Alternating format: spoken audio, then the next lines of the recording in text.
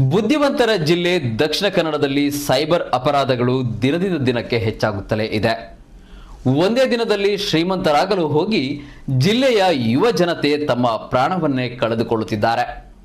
ಇತ್ತೀಚೆಗೆ 23 ವರ್ಷದ ಯುವಕನೊಬ್ಬ ಮೊಬೈಲ್ನಲ್ಲಿ ಬಂದ ಟಾಸ್ಕ್ ರೀತಿಯ ಸೈಬರ್ ವಂಚನೆಗೆ ತನ್ನ ಜೀವವನ್ನೇ ಅಂತ್ಯಗೊಳಿಸಿದ್ದಾನೆ. ಜಿಲ್ಲೆಯಲ್ಲಿ ಹೆಚ್ಚುತ್ತಿರುವ ಈ ರೀತಿಯ ಸೈಬರ್ ಅಪರಾಧಗಳಿಗೆ ಹದಿಹರೆಯದ ಯುವಕರು ಸಾವನ್ನಪ್ಪುತ್ತಿರುವುದು ಆತಂಕಕ್ಕೆ ಕಾರಣವಾಗಿದೆ. ಹದಿಹರೆಯದ ಯುವಕರು ಮೊಬೈಲ್ನಿಂದಲೇ ಶ್ರೀಮಂತರಾಗಬಹುದೆಂಬ ಭ್ರಮೆಯಲ್ಲಿದ್ದಾರೆ. ಈ ಹಿನ್ನೆಲೆಯಲ್ಲಿ ಯಾವುದೇ ಹಣ ಮಾಡುವ ಲಿಂಕ್ ಬಂದರೆ ಸಾಕು ಅದನ್ನು ಕ್ಲಿಕ್ ಮಾಡಲು ಮುಂದಾಗುತ್ತಿದ್ದಾರೆ. ಅದೇ ರೀತಿ ಟಾಸ್ಕ್ ಆಧಾರಿತ ಲಿಂಕ್ಗಳು ಟೆಲಿಗ್ರಾಮ್ ಆ್ಯಪ್ಗಳಲ್ಲಿ ಬರುತ್ತಾ ಇರುತ್ತದೆ. ಟಾಸ್ಕ್ ಆಧಾರಿತ ಸೈಬರ್ ಅಪರಾಧವು ಒಂದು ರೀತಿಯ ಹಣಕಾಸಿನ ವಂಚನೆಯಾಗಿದೆ. ಟೆಲಿಗ್ರಾಮ್ ಆ್ಯಪ್ನಲ್ಲಿ ಸ್ಕ್ಯಾಮರ್ಗಳು ಸಂತ್ರಸ್ತರನ್ನ ಮನೆಯಿಂದಲೇ ಕೆಲಸ ಮಾಡಿ ಹಣ ಗಳಿಸುವ ಆಮಿಷವನ್ನು ಒಡ್ಡುತ್ತಾರೆ. ಪೋಸ್ಟ್ಗಳನ್ನು ಲೈಕ್ ಮಾಡುವುದು, ಯೂಟ್ಯೂಬ್ ವಿಡಿಯೋಗಳನ್ನು ವೀಕ್ಷಣೆ ಮಾಡುವುದು ಅಥವಾ ಗೂಗಲ್ನಲ್ಲಿ ರಿವ್ಯೂಗಳನ್ನು ನೀಡುವ ರೀತಿಯ ಕೆಲಸಗಳನ್ನು ನೀಡಿ ಅದರಿಂದ ಸುಲಭವಾಗಿ ಹಣ ಮಾಡಬಹುದು ಎಂದು ನಕಲಿ ಪುರಾವೆಗಳ ಮೂಲಕ ಜನರನ್ನು ನಂಬಿಸುತ್ತಾ ಇರುತ್ತಾರೆ. ಸೈಬರ್ ವಂಚಕರು ಎಷ್ಟು ಜೀನಿಯಸ್ ಅಂದರೆ, ಮೊದಲು ಸಣ್ಣ ಮೊತ್ತದ ನೋಂದಣಿ ಶುಲ್ಕವನ್ನು ಪಡೆಯುವ ವಂಚಕರು ವ್ಯಕ್ತಿಯನ್ನ ಒಂದು ಗ್ರೂಪ್ಗೆ ಸೇರಿಸುತ್ತಾರೆ. ಬಳಿಕ ಅದಕ್ಕೆ ಸಂಬಂಧಿಸಿದಂತೆ ಟಾಸ್ಕ್ಗಳನ್ನು ನೀಡುತ್ತಾ ಹೋಗುತ್ತಾರೆ. ಆರಂಭದಲ್ಲಿ ನೀವು ಮಾಡುವ ಎಲ್ಲ ಟಾಸ್ಕ್ಗಳಿಗೂ ಹಣವನ್ನು ಕೂಡಲೇ ಸಂದಾಯ ಮಾಡುತ್ತಾರೆ.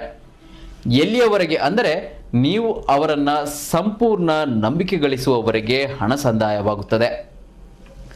ಇದರಿಂದಾಗಿ ಎಷ್ಟೋ ಜನ ತಮ್ಮ ಕೆಲಸಗಳಿಗೆ ರಾಜೀನಾಮೆ ಕೊಟ್ಟು ಆನ್ಲೈನ್ ಟಾಸ್ಕ್ ಆಧಾರಿತ ಕೆಲಸಗಳಿಗೆ ಮುಂದಾಗುತ್ತಾರೆ.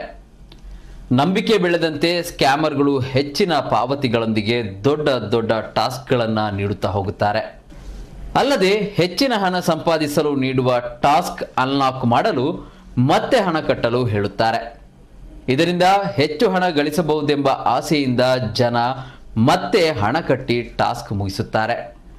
ಈ ವೇಳೆ ವಂಚಕರು ಮಾತ್ರ ಮತ್ತಷ್ಟು ತಮ್ಮ ಬುದ್ಧಿ ಉಪಯೋಗಿಸಿ ಗಳಿಸಿದ ಹಣವನ್ನು ವಾಪಸ್ ನೀಡುವುದಿಲ್ಲ. ಬದಲಿಗೆ ನಿಮ್ಮ ಅಕೌಂಟ್ನಲ್ಲಿ ಹಣ ಇರುವ ಹಾಗೆ ತೋರಿಸುತ್ತಾರೆ. ನೀವು ಗಳಿಸಿದ ಹಣ ಬೇಕಾದರೆ ಮತ್ತಷ್ಟು ಹಣ ಕಟ್ಟಬೇಕು ಎಂದು ಹೇಳಿ ಮತ್ತೆ ಮತ್ತೆ ಹಣವನ್ನು ವಸೂಲಿ ಮಾಡುತ್ತಾರೆ.